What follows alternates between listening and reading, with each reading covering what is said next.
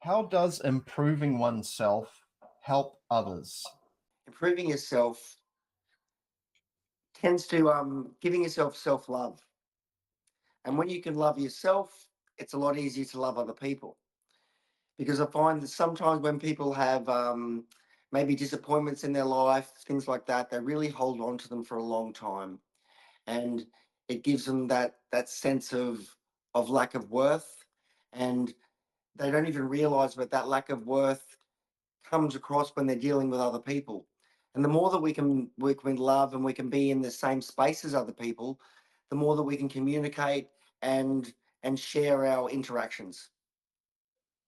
Wonderful, great response. Thank you. Yeah, beautiful.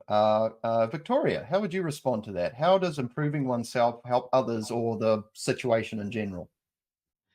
So there's a lot of facets you can go into it. Say, for example, you are having an interaction with a person, and if you've improved yourself, your responses to them can change the karmic dynamic. You can decide, depending on your constitution, your qualities, interacting with another person's constitution and qualities, whether negative or positive. If you are in a higher vibration, you've improved yourself, you are preventing another person from getting into other states, negative regressive states, just by embodying a higher vibration within yourself. It can help someone else when you're interacting with them to be more solid and balanced and stable, and maybe help them rather than them feeding into negative states of being. Also, improving yourself, transforming yourself kind of ripples out.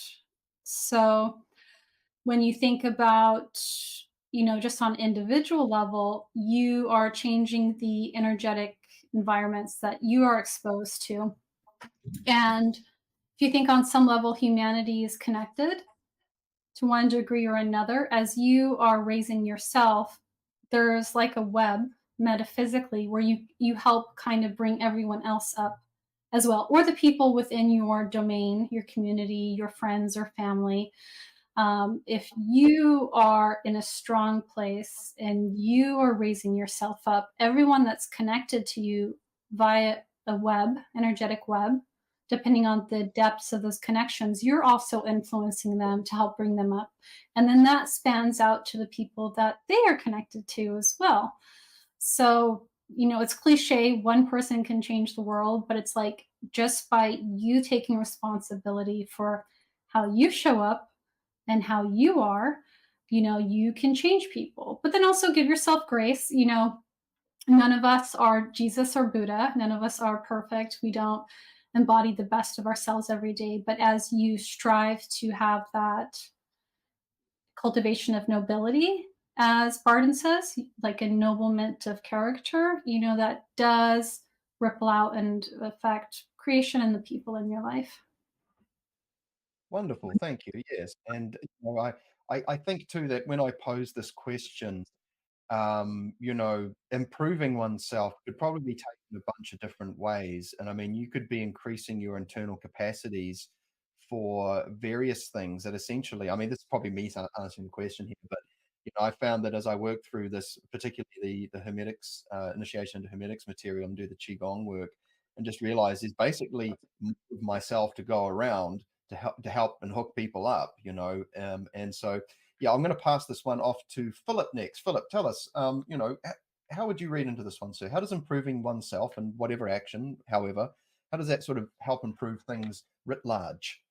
Well, I think that you've got kind of like the sort of psychological perspective, but then you've got the more hermetic one. So from the psychological perspective, if you manage to take, if you properly address the opportunities you're given, and manage, sometimes the bum cards that life deals you, that can not only help you, but it can by observation by others, they can see how you're managing, and it almost unconsciously inspires them. But that's more of to me, that's more of a psychological or social phenomenon. With Hermetics, when you progress with the art or with Hermetics, that has a much more powerful effect on you, and it, in terms of how it helps other people, you have to really share what your difficulties were, I would say, because they may be having those difficulties but not be prepared to admit them, or not even be fully aware of them. So if you point out a difficulty that you had, they won't even need to admit that they've they won't even need to admit that they've struggled with that or are struggling with that, and they don't need to. It should make no difference to you, but they can then almost vicariously learn from whatever mistakes you have made, whilst at the same time profiting from your successes. So in that way, I think there's a need to maintain a certain humility about what you do, and be prepared to show where you have been in error, so that other people may learn from your errors and not make the same ones. That would be my suggestion.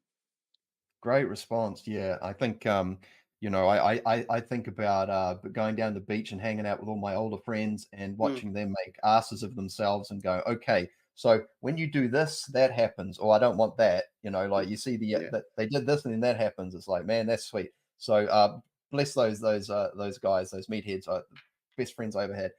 Right now, Bob, this is one for you, sir.